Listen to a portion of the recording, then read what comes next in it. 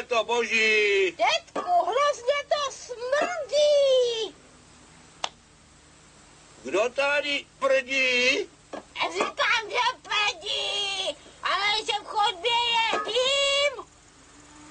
Přijel Nikodým na kole? To by jezdil Nikodým, ten jel na slunce.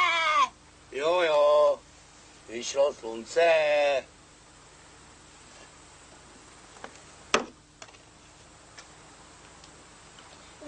Babi, spadla pec. Cože? Rozbila sklec?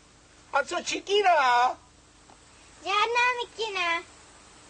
Dětku, hoří chalupa. Kde se bere ten čout tady? Říkám ti, že hoří. Jo, že hoří. Tak proč to neřekneš hned?